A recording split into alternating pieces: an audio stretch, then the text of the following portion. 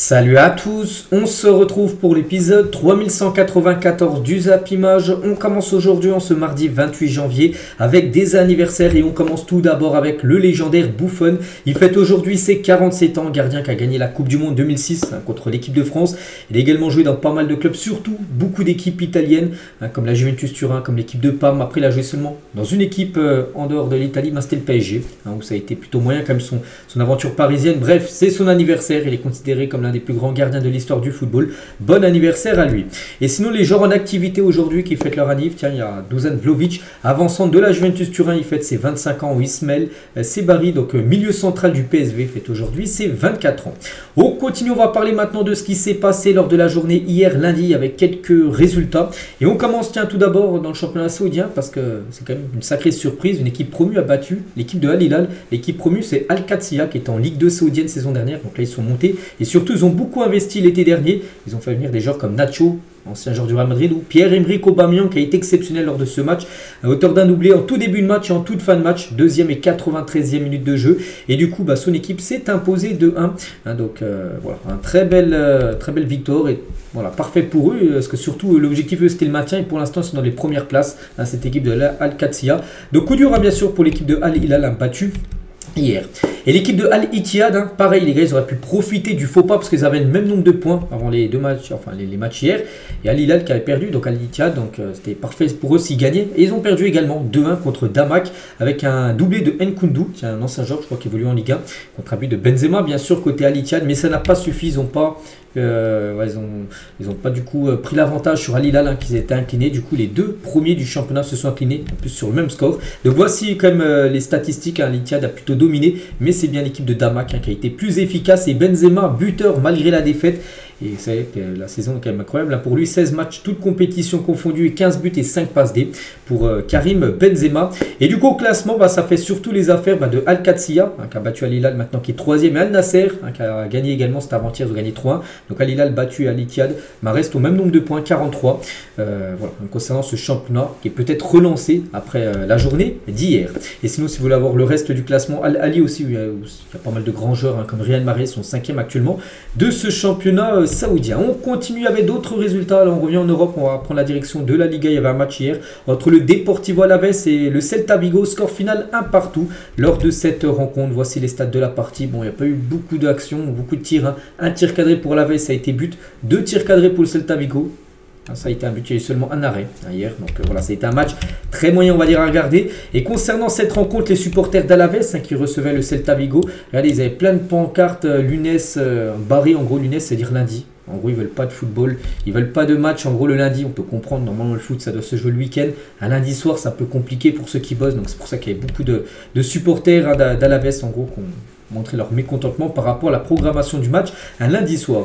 Bref, sinon, tous les résultats de cette 21e journée, on se souvient bien sûr de la victoire du FC Barcelone 7-1 contre Valence, ou la victoire du Real Madrid 3-0 contre Valladolid, avec le triplé de Kylian Mbappé, et du coup, avec toutes les rencontres jouées, cette 21e journée. Donc, voici le classement. Donc, le Real Madrid, 4 points d'avance sur l'Atlético et 7 points d'avance sur le FC Barcelone. Voilà les 3 premiers de ce championnat espagnol. On continue, on prend la direction cette fois-ci de l'Italie avec 2 rencontres hier de Serie A. Tout d'abord, c'est le Genoa contre Monza et victoire 2-0 du Genoa de Winter et un but de Vasquez. Donc parfait bien sûr pour l'équipe du Genoa qui s'est imposée logiquement. On voit les stats, il n'y a rien à dire.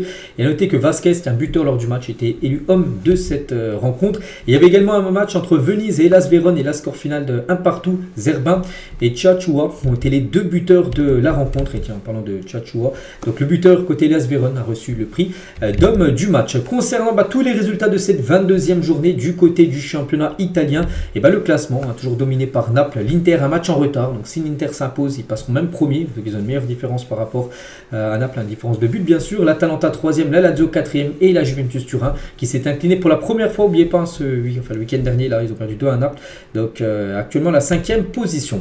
On quitte l'Italie, direction la France. Il y a un match de Ligue 2 hier entre Annecy et Dunkerque, et c'est Dunkerque qui réalise la très bonne opération, s'imposant 2-0 du côté de Annecy. Voici les stats de la partie, donc victoire plutôt logique. logique hein, comme de Dunkerque, avec plus de tirs cadrés que l'équipe d'Annecy, qui n'a pas montré grand chose devant ses supporters. Et du coup, pour cette 20e journée, voici tous les résultats. C'est joué sur vendredi, samedi et bien sûr lundi hier, avec ce résultat 2-0 pour un Dunkerque. Et du coup, avec cette victoire, Dunkerque revient dans le top 5, ils sont 4e actuellement de cette Ligue 2, et Annecy actuellement 7e position, ils ont perdu des places. Voilà ce qu'il y avait à dire hein, les gars sur toutes les rencontres qui ont lieu hier lundi. Donc on continue, on va parler cette fois-ci de la Coupe du Monde, la prochaine Coupe du Monde qui aura lieu dans 1 an et demi. Et c'est simple, aujourd'hui on a 500 jours du début de la Coupe du Monde, du match d'ouverture. Voilà, dans 500 jours les gars, ça sera cette nouvelle Coupe du Monde hein. Bien sûr qu'aura lieu, n'oubliez pas, au Canada, aux États-Unis et au Mexique. Hein, le premier match se jouera au Estadio Azteca, je crois que c'est un stade, je pense, au Mexique. Alors, voilà, ça me dit rien, enfin, je pense pas que c'est un stade au Canada ou ni aux États-Unis. Donc voilà, dans 500 jours, le début de ce mondial. Toujours, tiens, avec une grande compétition, donc là, elle aura lieu un peu plus tôt. Hein, c'est en fin d'année, c'est la CAN, parce qu'hier, il y avait le tirage au sort des phases de poule. On va revenir, bien sûr, sur tout ce qu'il y a à savoir hein, sur ça. Donc, elle est pour qui cette année? Je sais pas, on verra, parce qu'il y a plein de grosses nations africaines qui peuvent prétendre à remporter ce magnifique trophée. Et du coup, voici les 6 poules, les 6 groupes, hein, le groupe A, B, C, D, E, F. Donc voilà, donc n'oubliez pas le coup d'envoi, ça commencera le 21 décembre 2025, donc la fin d'année, juste avant Noël, et la finale aura lieu le 18 janvier 2026. Voilà, concernant cette compétition. Donc le Maroc, un pays hôte, hein, aura le Mali, la Zambie, les Comores. Hein, je pense un groupe plutôt à la portée, bien sûr, hein, du Maroc. Bon, après, il y a des beaux groupes, hein, je pense le groupe F, les gars, hein, quand même très costaud, avec la Côte d'Ivoire, le Cameroun, le Gabon et la Mozambique. Et tiens, en parlant du Cameroun, Côte d'Ivoire qui aura en phase de poule. Donc le sélectionneur du Cameroun, hein, donc Marc Brice, il a dit on n'a pas peur, enfin on a peur de rien, on n'a pas peur d'Eto, on n'a pas peur de la Côte d'Ivoire non plus. Donc ouais, il lance déjà le match avant que le match se joue, hein, bien sûr, fin d'année. Donc l'Algérie aura le Burkina Faso, la Guinée équatoriale, le Soudan, le Sénégal, la RDC, Bénin, Botswana, Nigeria, la Tunisie, Ouganda, Tanzanie et la poule B, hein, pour parler de toutes les poules, l'Égypte, Afrique du Sud, Angola et Zimbabwe. Voilà, n'oubliez pas, ça sera les 2 premiers qui se qualifieront avec le système aussi, je pense, des meilleurs troisièmes, comme ça a été le cas pour la Côte d'Ivoire, on se souvient, tiens, il y a un an, hein, qui avait réussi à finir meilleur troisième, puis après ils ont gagné la compète. Donc voilà, concernant bien sûr cette compétition, et à noter que les camps de base, hein, parce que ça va se jouer au Maroc, voilà, on peut voir qu'il y aura des matchs à Tanger, il y aura des matchs à Rabat, Casablanca, Marrakech, à Fès et à Agadir. Voilà, on peut voir les groupes et les équipes qui joueront dans chaque lieu, bien sûr, du côté du Maroc. Et le match d'ouverture sera une belle affiche, un Maroc-Comores. Ça sera le match d'ouverture de cette CAN, hein, qui aura lieu, comme j'ai dit, le 21 décembre prochain. Et Walid Regragui, qui était présent hier lors du tirage au sort, il a fait une petite déclaration. Il a dit: je pense qu'on va organiser la meilleure CAN de l'histoire. Certainement, on verra les gars, c'est vrai qu'on a hâte. On avait pu voir la dernière, hein, l'année dernière, que j'avais parlé tous les jours, hein, bien sûr, je parle d'actu foot, elle a été magnifique avec des rebondissements, des matchs fous. Donc là on pense, hein, que ça sera également la même chose, hein, l'année prochaine. Bref, on continue maintenant, on revient nous en Europe, on va parler de la Ligue des Champions, parce que demain, là, c'est une semaine de Ligue des Champions. On se dit on est mardi, normalement le mardi c'est une semaine de Ligue des Champions. Il y a des matchs le mardi? Non, pas cette année, parce que cette année c'est une nouvelle formule de LDC. Et la 8e et dernière journée de phase de poule, tous les matchs se jouent en même temps pour éviter bien sûr peut-être, je sais pas, pas truqués non plus, mais voilà, imaginez une équipe, elle sait qu'elle va affronter le Real Madrid par rapport au barrage, peut-être ils vont se dire, voilà, si on prend un but, et ben peut-être on affrontera une autre équipe. Et du coup voilà, c'est pour ça que tous les matchs en gros ont lieu en même temps pour éviter en gros peut-être des équipes qui voudront affronter d'autres équipes au barrage, hein, pour ceux qui y accéderont. Donc tous les matchs auront lieu demain à 21h. Donc voici le gros programme, il y a 18 matchs. Bon, je vais pas citer toutes les rencontres, mais bien sûr il y a des magnifiques affiches, hein. Le Barça contre l'Atalanta, bien sûr, là ça sera un gros choc, hein. Le Real Madrid ira défier l'équipe de Brest. Je sais pas, il y a qui, bien sûr City, tiens, qui je raconte Bruges, enfin ce sera très important pour Manchester City. Le PSG à Stuttgart. Donc tiens, en parlant du PSG à Stuttgart, eh ben, on connaît l'arbitre du match, hein. Ça sera Davide Massa, un arbitre italien, qui sera l'arbitre, hein, de ce Stuttgart PSG demain. N'oubliez pas que match nul pour les deux équipes. C'est le score parfait. Les deux équipes seront officiellement qualifiées. S'il y a nul, c'est le PSG se qualifie. Le PSG sera qualifié. Et si le PSG perd à Stuttgart, 48% de chance quand même de se qualifier pour le PSG. Donc tout dépendra en gros des équipes qui sont derrière au classement du PSG. Celle s'incline, donc le PSG sera quand même qualifié en cas de défaite demain. Mais bon, le PSG va aller demain en Allemagne ni pour, enfin pas pour le match nul, hein, ça sera bien sûr pour prendre les 3 points. Du côté du Real Madrid, voici le groupe convoqué par Carlo Ancelotti pour le déplacement demain à Brest. Hein, ce ne sera pas Brest le match, ça sera à Guingamp, hein, dans le stade de Roudourou. Donc bon, c'est un groupe quasiment complet. Courtois là-bas, Rudiger, donc Tchouaméni, donc le Real Madrid, hein, Ce serait un miracle hein, qu'ils arrivent à se qualifier dans le top 8. Voilà, parce qu'ils ont 12 points. Il y a plein d'autres équipes qui sont devant eux avec 13 points. Ouais, ils ont seulement 2% de chance. Hein. Même s'ils gagnent demain à Brest, hein, ils finiront certainement au barrage de l'équipe du Real. Donc à noter qu'Mbappé va retourner jouer contre Brest, une équipe bien sûr qu'il connaît très bien. Et retour en majesté. Voilà, ça fait la une du journal Équipe aujourd'hui. Le retour de Mbappé en France hein, pour affronter une équipe française en Ligue des Champions. Et après Lille, un début octobre, bon, il était déjà venu voilà, pour cette rencontre, où il était remplaçant. Mbappé revient en France avec le Real Madrid face à Brest, mais cette fois-ci à son meilleur niveau. Parce qu'on sait que là, les derniers matchs, les 5 derniers matchs, il a inscrit 8 buts Kylian Mbappé. Donc là, il est dans sa grande forme. On verra son retour demain en France. Hein. Donc voilà la une hein, sur Mbappé. Il y a une également sur Pierre Sage et John Textor. Alors, on a un coup de folie hier, souvenez-vous, hein, pour ceux qui ont suivi l'épisode hier, j'avais dit que Lyon en danger 5 matchs d'affilée. 5 défaites, je dis qu'hier il y avait une réunion entre John Textor et Pierre Sage et voilà ce qui s'est passé, c'est que Pierre Sage a été écarté de son poste d'entraîneur de Lyon. Voilà, donc il est viré. J'ai pas vu encore l'annonce officielle, mais elle va intervenir dans la journée. Donc qu'est-ce qui s'est passé? C'est hier soir, tiens, c'est quelqu'un qui a pris une photo. On peut voir que c'était dans un hôtel hein, intercontinental à Lyon. Donc interpellé pour prendre une photo hier soir. Donc Pierre Sage a accepté en glissant. Ce n'est pas vraiment, enfin en gros il y avait des supporters de Lyon, enfin quelques personnes, ils voulaient faire une photo avec Pierre Sage. Et Pierre Sage lui a dit à cette personne, c'est pas le bonsoir les gars, voilà, pour prendre une photo, parce qu'il savait qu'il y avait une réunion avec John Textor quelques minutes après. Et il sentait le licenciement. Donc la gorge nouée, hein, les larmes aux yeux, l'air dépité. Voilà, Pierre Sage hier. Donc quelques instants plus tard, donc John Textor sort de l'ascenseur et vient vers le technicien pour acter sa destitution au poste d'entraîneur de Lyon. L'Américain était tout sourire et ne laissait transparaître aucun sentiment de regret. Donc voilà, en gros ce qui s'est passé hier, c'était dans un hôtel. Et Textor a parlé seulement 2-3 minutes à Pierre Sage pour lui dire en gros, ben voilà, c'est fini, tu n'es plus l'entraîneur de Lyon. Voilà, pour Pierre Sage bien sûr, c'est un gros coup dur hein. Et surtout hein, on n'oublie pas que Pierre Sage avait repris un Lyon totalement mort hein, la saison dernière, et depuis il a quand même réussi à qualifier l'équipe en Europa League.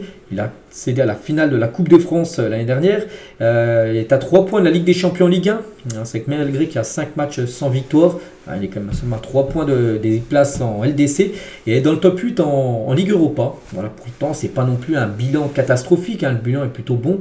Mais voilà, Pierre Sage, c'est fini, c'est plus l'entraîneur de Lyon. Donc John Textor négocie avec Paulo Fonseca depuis 10 jours, on en parlait. Tiens, j'en ai parlé hein, récemment, j'ai dit qu'il y avait des contacts entre l'ancien coach de l'AC Milan, Paulo Fonseca, et Lyon. Et du coup, ben, c'est lui qui devrait devenir le nouveau coach de Lyon. Peut-être aujourd'hui, peut-être demain, c'est imminent. Voilà ce qu'il y avait à dire hein, sur cette équipe de l'Olympique lyonnais. On continue les gars, on revient ce jour-là. Bon, c'était le 27 janvier exactement, on est le 28. C'est une info que j'aurais pu mettre hier. Voilà, on est quasiment jour pour jour. Bref, le 27 janvier 2013, on va dire. Il y a du coup 12 ans jour pour jour, hein, on était hier. Et ben il y avait une journée de Liga et Cristiano Ronaldo voilà, jouait avec le Real Madrid contre Getafe. Victoire 4-0, un but de Ramos et un triplé de Cristiano Ronaldo. Donc tout d'abord, parfait hein, ce jour-là. Ronaldo a marqué le triplé en 10 minutes hein, et surtout un but du pied gauche, un but du pied droit, un but de la tête. Voilà, lors de cette victoire 4-0. Et c'est simple, hein, donc c'était combien de temps? 7 heures plus tard, pareil, un autre match de Liga, le Barça contre Osasuna. Et Léo Messi marquait également un triplé. Voilà, les deux goats hein, du football mettent un triplé le même jour, le 27 janvier. Donc Messi c'était à 19 h et Ronaldo c'était à midi hein, contre l'équipe de Getafe. Voilà, ils avaient mis le même jour un triplé, même Messi avait même marqué un quadruplé lors de cette rencontre, lors de cette victoire 5-1 contre Osasuna. Il tient toujours avec Léo Messi et une photo de lui avec Fermín López, un joueur qui a rayonné avant-hier. On sait que le Barça a un doublé de buts et doublé de passes D. Et ben, Fermín López, il y a quelques années, quand il était à la Massée, il a rencontré Messi, il a mis The Best, hein, bien sûr. Donc, voilà. Un très grand joueur du FC Barcelone et un joueur, hein, bien sûr, qui pourra faire aussi une longue carrière, on espère pour lui, au Barça. On continue, on va parler cette fois-ci, un peu mercato, il y a pas mal de choses à dire et c'est officiel. Anderson Talisca signe à Fenerbahçe, un ancien joueur de Al Nassr, il est en attaque avec Cristiano Ronaldo. Il marquait pas mal de buts quand même. En plus, je voyais souvent ces matchs où il marquait des buts. Donc voilà, il quitte Al Nassr, direction le Fenerbahçe, c'est officiel. Voilà. Donc lui, il a joué quand même à Ganzu, il a joué au Beşiktaş, au Benfica, à Bahia. C'est qu'il a joué dans pas mal d'équipes, hein, cet attaquant brésilien. Donc bonne chance à lui du côté du championnat turc. Concernant un autre Brésilien, on va parler de Neymar et c'est officiel. Neymar est libre de tout contrat. Il a résilié son contrat avec son club de Al Hilal. Il est en fin de contrat dans 6 mois et du coup, c'est fini. Donc son contrat avec Al Hilal a été résilié. Son retour à Santos est très proche. Hein, oui, la preuve parce que Fabrizio Romano a dit son Here we go. Donc Neymar va retourner à Santos, son club formateur, où tout le monde l'a connu là-bas. Enfin, peut-être pas tout le monde, mais je suis sûr que vous avez déjà vu au moins une vidéo de lui, une compile de dribble hein, de Neymar quand il était à Santos. C'était son club où il a été révélé au monde avant de rejoindre bien sûr l'Europe et le FC Barcelone. Donc voilà, c'est imminent bien sûr pour le retour de Neymar qui va faire de gros efforts, sacrifices financiers pour retourner bien sûr au Brésil parce qu'il ne pourra pas toucher le même salaire. Donc pour aller là les gars, ça a été quand même un flop total. Il l'avait acheté 90 millions d'euros, souvenez-vous, au Paris Saint-Germain. Donc il a rejoué je ne sais même pas combien de matchs, 2-3 matchs et tout. Voilà. En plus il a un salaire énorme, il n'aura rien apporté à Al-Hilal. Neymar, donc je pense que c'est le club parfait, surtout un an de la Coupe du Monde, ça sera le gros objectif je pense de Neymar, de revenir en forme pour cette Coupe du Monde, revenir au pays natal, le Brésil, dans un club qu'il connaît très bien. Voilà, je pense que c'est le meilleur club pour relancer sa carrière. Et du coup c'est vrai que dans ce championnat brésilien il y a pas mal d'anciens joueurs qui étaient en Europe qui retournent au Brésil. Donc il y a Neymar là où ça va être imminent, Oscar, Coutinho, Lucas Moura, tous ces joueurs sont également retournés du côté du championnat brésilien. On continue avec d'autres infos. Donc l'Olympique de Marseille pousse pour Evan Ferguson, attaquant irlandais de Brighton. Donc en manque de temps de joueur, Brighton, l'attaquant pourrait être tenté à l'idée de retrouver Roberto De Zerbi qu'il avait lancé en pro. Le club phocéen n'a pas fait d'offre pour le moment, mais ça pourrait venir très prochainement parce que Marseille cherche un remplaçant à l'Iwaï. Il pourrait être Evan Ferguson. Du côté de Porto, j'en ai parlé il y a quelques jours, le coach a été viré après la dernière défaite du club. Et du coup, ça y est, changement de coach. On connaît le nouveau coach, ce sera Martin Anselmi, voilà le nouveau coach de cette équipe du FC Porto. Officiel également, la Juventus Turin annonce le départ de Danilo, défenseur Danilo. Donc il vient de résilier son contrat, c'est fait. Il est libre de tout contrat, il devrait s'engager. Lui aussi, tiens, retourne au Brésil. On parlait tout à l'heure de quelques joueurs là qui allaient au Brésil. Et bien lui aussi les gars, Danilo va s'engager à Flamengo là dans les prochaines heures. Concernant Nainggolan, donc a été arrêté ce lundi, donc hier, dans le cadre d'une enquête sur le trafic de cocaïne. Donc le milieu de terrain sera impliqué dans un vaste réseau de cocaïne d'Amérique du Sud vers l'Europe via le port d'Anvers et sa distribution, on peut dire, en Belgique. Le joueur a retrouvé pourtant un club dernièrement. Mais voilà, il serait là-dedans, donc attention, parce qu'il risque très très gros. Nainggolan. Officiel, Luis de la Fuente est prolongé jusqu'en 2028 à la tête de la sélection espagnole, un peu comme, tiens, c'est Nagelsmann, il y a quelques jours Nagelsmann, il avait un contrat jusqu'en 2026, jusqu'à la Coupe du Monde, et du coup il a été prolongé de 2 nouvelles années jusqu'en 2028. C'est exactement pareil pour de la Fuente, qui avait un contrat jusqu'en 2026, il est prolongé de 2 nouvelles années du côté de la sélection espagnole. Bon, plutôt logique, il y a quelques mois, n'oubliez pas, il a gagné l'Euro avec l'Espagne. Alice Hadj Moussa veut rejoindre l'équipe de Lille. C'est un joueur du Feyenoord, aucun accord pour l'instant n'a été trouvé entre le Feyenoord pour le moment. Liverpool et Chelsea apprécient également le profil de l'Algérien. Donc ce joueur aimerait lui rejoindre Lille. N'oubliez pas qu'il y a demain en plus il y a Lille contre le Feyenoord. Il jouera peut-être contre son futur club, le joueur algérien. Il y a toujours du côté de Lille et peut-être futur coéquipier. Il y a de Anis Hadj Moussa. On va parler d'Eden Zegrova, hier j'avais dit, blessé. Et oui, il va bien se faire opérer au pubis et il est forfait jusqu'au mois de mars. Donc il va louper déjà le match bien sûr de Ligue des Champions. Il va louper certainement aussi les 2 matchs de barrage, voire peut-être le 8e de finale s'il se qualifie. S'il y a qualification pour le LOS, ça c'est un gros coup dur. On parle bien sûr de l'un des meilleurs joueurs de Lille cette saison. Officiel, Kyojo Furuhachi, donc joueur japonais, rejoint le Stade Rennais en provenance du Celtic. Lui aussi, je me souviens, j'en ai parlé il y a quelques jours, j'ai dit que c'était très proche, ça y est, c'est fait. Donc montant du transfert, 12 millions d'euros. Donc ce joueur, il a 30 ans, voilà, pour savoir son âge. Très bon joueur, un joueur sous-coté parce que peut-être il joue au Celtic, mais vraiment très très bon footballeur. Et du coup, il rejoint le Stade Rennais. Gros coup quand même pour Rennes parce qu'il aurait pu continuer à jouer la Ligue des Champions parce qu'il a joué cette saison en LDC. Mais non, il vient à Rennes, une équipe qui est actuellement premier barragiste quand même en Ligue 1. Donc voilà, bienvenue en Ligue 1 pour ce joueur japonais. Et du coup dans le sens inverse, un Jota, on disait qu'il allait faire le sens inverse. Donc lui qui traîne direction l'équipe du Celtic. Il a débarqué à Rennes, c'est en août dernier, ça c'est déjà fini, il retourne au Celtic, club où il jouait à l'époque avant de rejoindre Al-Ittihad. Donc un transfert qui devrait rapporter 10 millions d'euros au Stade Rennais. Paul Pogba qui like la déclaration de Mason Greenwood l'invitant à signer à l'Olympique de Marseille. Donc en gros c'est une publication de Foot Mercato, en gros c'était une déclaration de Greenwood qu'il avait fait sur Téléfoot. Dimanche matin, ça serait bien de voir Pogba signer à Marseille. Et si on regarde les likes, on peut voir que Paul Pogba a liké en gros la déclaration de Mason Greenwood. Après, c'est pas qu'il a liké ça à Pogba, que ça veut dire qu'il va rejoindre Marseille, mais c'est peut-être dire, en gros, qu'il serait plutôt pour rejoindre le club phocéen, mais pas que Pogba. Pour revenir au mois de mars à la compétition. Et tiens, en parlant de Pogba, il nous sort des stories là ces derniers temps un peu énigmatiques sur son compte Instagram. Donc voyons voir ce qui nous attend. La nouvelle story énigmatique de Paul Pogba, là au-dessus d'une ville. Je sais pas si c'est la ville de... je sais pas c'est quelle ville. Je pense pas que c'est la ville de Manchester, parce qu'il a aussi mis une story. On peut voir lui avec le maillot de Manchester à l'époque et peut-être Amad Diallo qui est à côté. Voilà, on ne sait pas, est-ce qu'il veut retourner à Manchester United, est-ce que c'est un autre club, on ne sait pas. Mais voilà, Pogba est bien sûr très proche du retour. Le Bayer Leverkusen a fait une nouvelle offre pour Mario Hermoso, donc défenseur de l'AS Roma.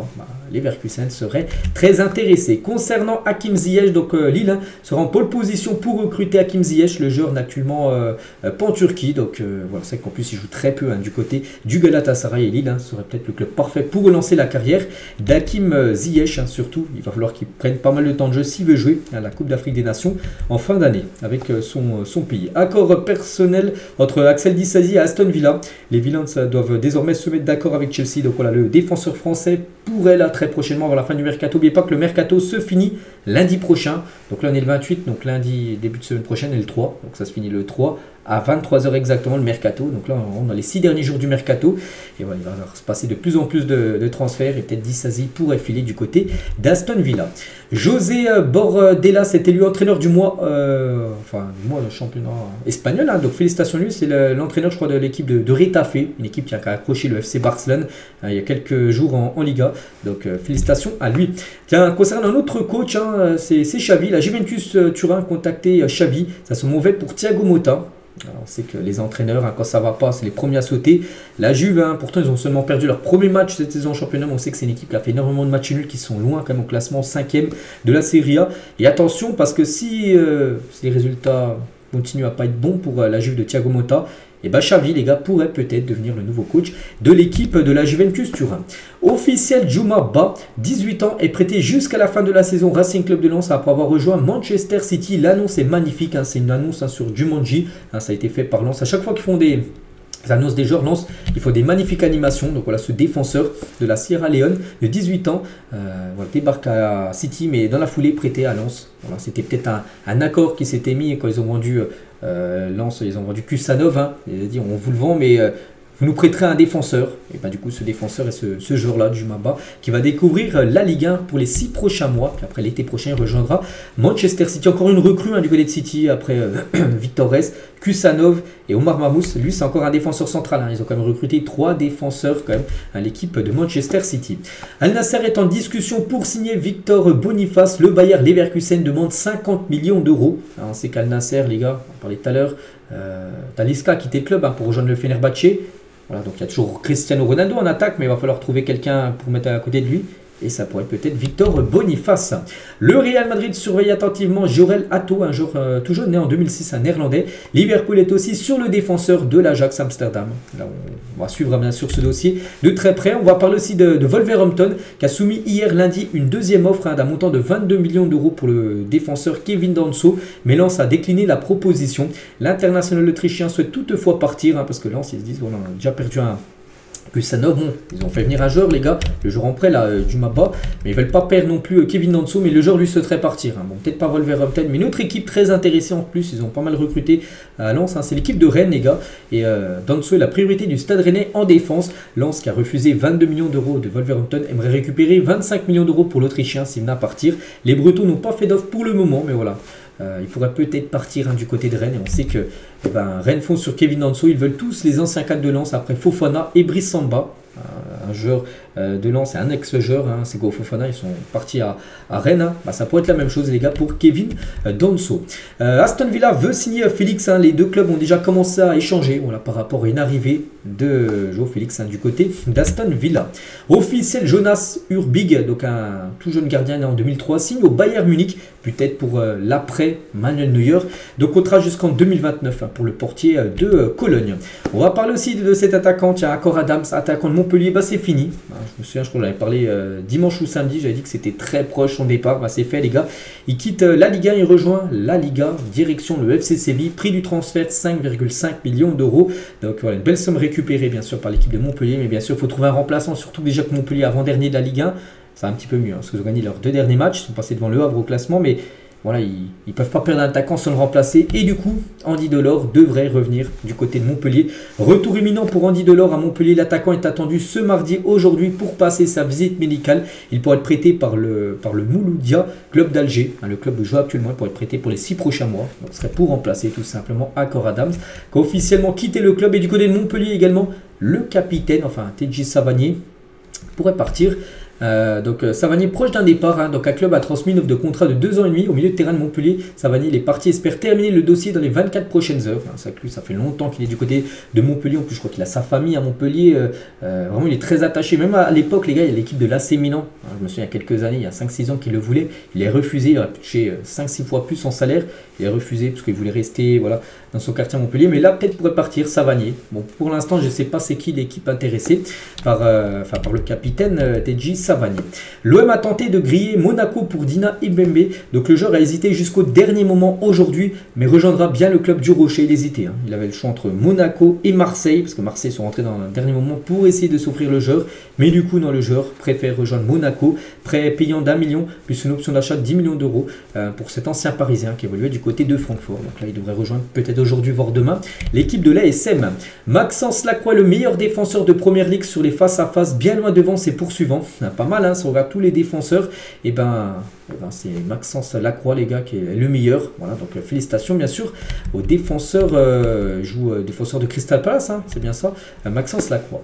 David Cote, impliqué dans une affaire de consommation de cocaïne, a fait des révélations choc à The Sun. Souvenez-vous, hein, cet arbitre qui avait arbitré par exemple des matchs de Première Ligue ou même à l'Euro l'été dernier. Donc depuis, il avait fait une vidéo où je sais pas, il a critiqué Jürgen Klopp, Liverpool, tout ça. Depuis, il a été, c'est fini pour lui la carrière d'arbitre. Hein. Donc il a fait une vidéo. Hein, l'ancien arbitre de Pelle a révélé tout d'abord son homosexualité et dit s'être tourné à regret vers la cocaïne pour échapper à la pression sociale dans le monde machiste du football. Il s'est également excusé après les propos injurieux qu'il a eu notamment vers Jürgen Klopp et les supporters de Liverpool. Hein. Voilà, parce qu'il disait en gros qu'il n'aimait pas Liverpool. Et tu ne veux pas dire ça alors que tu arbitres. Hein. C'est-à-dire quand tu arbitres un match de Liverpool, tu les aimes pas. C'est-à-dire que tu vas plutôt favoriser l'autre équipe. Pour un arbitre, c'est pas possible de dire ça. Voilà, donc après avoir perdu son emploi d'arbitre, à cause de ce qu'il a fait, un peu n'importe quoi là, et après avoir fait face à une exposition médiatique mondiale, Cote a suivi une thérapie pour surmonter sa dépendance à la drogue et espère que son histoire encouragera l'ouverture et remettra en question les normes culturelles du football. Déjà, on lui souhaite bonne continuation, on espère qu'il va relever la tête parce qu'actuellement vraiment c'est très compliqué pour David Cote. 58 jours après avoir rejoint le Génois, Mario Balotelli est déjà sur le point de quitter le club. C'est pas encore fait officiellement, mais bon, ça sent très mauvais, on va dire, son futur au Génois. Donc seulement 57 minutes de temps de jeu depuis 58 jours. Voilà. Il n'a pratiquement pas joué, donc Mario veut jouer. Et ici, il ne trouve pas assez d'espace, donc nous cherchons une bonne solution pour toutes les parties, affirme le directeur sportif du Génois. En gros, il dit que voilà, si une belle offre arrive, il partira déjà. Mario Balotelli, parce que lui, il a envie d'avoir du temps de jeu, mais il n'est pas au niveau pour jouer du côté de cette équipe. Officiel, Renato Vega quitte Chelsea et signe à la Juventus Turin. Il s'agit d'un prêt payant de 5 millions d'euros sans option d'achat jusqu'à la fin de la saison. Je me souviens de Dortmund qu'il voulait. Du coup, bon, plutôt, il va pas Dortmund, mais plutôt du côté de la Juventus Turin. Bonne chance à lui. Jérémy Doku, donc l'entourage de Jérémy Doku, donc le joueur belge de Manchester City, sonde le marché pour un départ de City parce qu'il joue très très peu. Là, les dernières rencontres, Jérémy Doku, et le Barça serait prêt à l'accueillir en prêt. D'après le journal Sport, c'est un journal catalan, que le Barça serait très intéressé par Doku pour l'avoir en prêt pour les 6 prochains mois. L'Arabie Saoudite prépare pour l'été prochain une offre d'environ 300 millions d'euros au Real Madrid pour Vini Junior. Les Saoudiens proposent un salaire de 200 millions d'euros annuels au joueur sur un contrat de 5 ans. Le Real Madrid acceptera de négocier que si le Brésilien demande lui-même de partir. S'il ne demande pas de partir, le Real Madrid le gardera. Mais si Vini va voir par exemple le directeur sportif du Real, Pérez, lui dit voilà, moi j'ai envie de partir. Et bien là, le Real Madrid vendra Vini Junior. Voilà, ce serait une offre de 300 millions d'euros. Il deviendrait le joueur le plus cher de l'histoire du football. Le débat est clos, ça y est. Donc le gardien numéro 1 du Barça a été choisi par Flick, c'est Szczęsny. Parce qu'on sait que là, les derniers matchs, il y avait toujours une rotation entre Inaki Peña et Szczęsny. Donc là, ça y est, maintenant c'est Szczęsny, le gardien numéro 1. Il gaulera demain contre l'Atalanta Bergame. Peut-être Inaki gaulera la semaine prochaine contre Valence en Coupe du Roi, vu que c'est un match de coupe. Mais sinon, les matchs de Ligue des Champions de Liga, ce sera maintenant Szczęsny, le gardien, jusqu'à la fin de la saison. On peut dire qu'Inaki Peña a perdu sa place de titulaire, parce qu'en début de saison, c'était lui le titulaire, enfin, qui a pris la place de Ter Stegen, qui a été blessé. Un journaliste est toujours du côté du FC Barcelone. L'équipe a marqué 100 buts, même 101 buts depuis le début de saison. Donc qu'est-ce que cela signifie pour vous Donc Hansi Flick, il a dit rien, c'est bien de faire le spectacle, tant mieux pour les supporters. Et c'est vrai que le Barça réalise quand même une saison incroyable en termes de buts inscrits. Et c'est que le Barça par match, sur les 32 matchs joué, hein, toute compétition confondue. C'est une moyenne de 3,1 buts inscrits par match. Ah, quand même, la moyenne est très très haute, hein, pour atteindre bien sûr, c'est une barre de fou, de déjà plus de 100 buts inscrits depuis le début de la saison. Et leur dernière victime, hein, ça a été l'équipe de Valence, hein, une victoire 7-1, hein, c'est avant-hier. Et tiens, juste, on va parler des chaussettes du joueur de Valence, hein, Sergi Canos. Hein. Les chaussettes, les gars, derrière, tout troué, et qu'est-ce qui se passe? J'avais pu voir, les gars, que souvent les footballeurs font ça, comme Jude Bellingham, hein, il fait ça par exemple. C'est pour éviter les crampes. Voilà. Après, je sais pas, ça n'a pas été scientifiquement prouvé, hein, ça, mais il y en a beaucoup qui font ça pour éviter la tension sur le tendon, voilà, derrière le mollet. Après, je sais pas si ça marche, mais voilà, souvent ils font ça. Mais c'est vrai que lui, il a complètement déchiré ses chaussettes, hein, lors du match contre le Barça. Arnaud Nordin va quitter Montpellier pour signer à Mayence. On parlait tout à l'heure de pas mal de départs à Montpellier, à Cor Adams, peut-être Savanier. Et lui aussi, les gars, pourrait partir en direction la Bundesliga.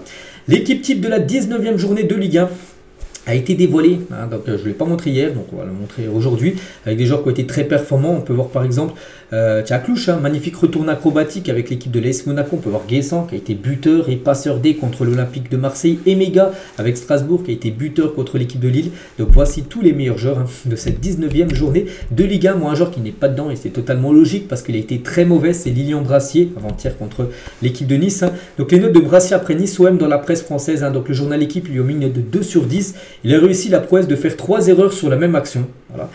Le foot mercato, une note de 1 sur 10, un cauchemar. En commentaire, hein, le journal La Provence, un journal marseillais, 1 sur 10, un cauchemar, 1 de plus, mais quelle mouche l'a piqué. Et le Phocéen, donc eux, ils sont les très forts, un 0 sur 10. C'est-à-dire que même moi, les gars qui n'ont jamais joué en pro, peut-être j'aurais fait mieux tout simplement que Lilian Brassier. Catastrophique. Voilà sa performance hier, enfin avant-hier contre l'équipe de Nice. Hein, ça sent vraiment le départ, hein, de Lilian Brassier, hein, de Marseille. On va parler de Kusanov, qui est un nouveau joueur, on sait, du côté de City. Hein. Et l'anniversaire du nouveau défenseur central de Manchester City, Kusanov, tombe le 29 février. Une date, hein, qui n'arrive que tous les 4 ans. Autrement dit, un jour bissextile. Voilà. Donc Kusanov n'a pu fêter son anniversaire que 5 fois. C'est-à-dire que normalement, il n'aurait que 5 ans. C'est vrai que on sait qu'en février, il y a moins de jours. Hein. Des fois, ça va jusqu'au 29, puis des fois, ça s'arrête au 28 ou 27, hein, ce mois-là. Les jours, donc voilà, en gros, il a fêté seulement 5 fois son anniversaire. Kusanov, n'oubliez pas qu'il a 20 ans, hein, de base, hein, sinon le défenseur de Manchester City. Et on finit aujourd'hui avec le Paris Saint-Germain officiel, hein, le PSG Qatar Airways prolonge leur collaboration jusqu'en 2028. Qatar Airways, hein, paye beaucoup, hein, beaucoup d'argent chaque saison pour figurer bien sûr sous le maillot du Paris Saint-Germain. Et Nasser, le président, il a dit: nous sommes fiers de prolonger notre partenariat avec Qatar Airways, la meilleure compagnie aérienne au monde. Jusqu'en 2028, cette collaboration exceptionnelle repose sur des valeurs partagées d'excellence et de créativité et d'innovation, comme en témoigne la conférence de presse inédite organisée à bord d'un vol, hein, Qatar Airways pour lancer l'année 2025. C'était une conférence de presse avant le match contre Monaco, le trophée des champions. Ils ont fait une conférence de presse dans l'avion, Qatar Airways. Hein. Donc ensemble, là, nous continuons à bâtir des projets ambitieux et à marquer l'histoire dans les années à venir. Ça, c'est une bonne nouvelle pour le PSG parce que ça va faire encore une énorme grosse rentrée d'argent. Hein, c'est l'un des sponsors qui paye le mieux, hein, bien sûr, Qatar Airways. Donc voilà, jackpot pour Paris. Et pour finir, tiens, vu qu'on était toujours sur Paris, et ben, il y a 7 ans, jour pour jour, Cavani marquait son 157e but et devenait à l'époque le meilleur buteur de l'histoire du club. Il aura fini en tout à 200 buts, hein, du côté du PSG, mais il y a 7 ans, il devenait le meilleur buteur en atteignant les 157 buts. Hein. Donc voilà, depuis il a été dépassé, hein, bien sûr, par Kylian Mbappé. Je crois qu'il a fini à plus de 250 à peu près, hein, dans ces eaux-là. Mbappé du côté de Paris. Donc voilà les gars, tout ce qu'il y a à dire aujourd'hui. J'espère que ça vous a plu. On se retrouve nous demain, bien sûr, demain mercredi, hein, pour le prochain numéro. Bonne journée à vous et à demain.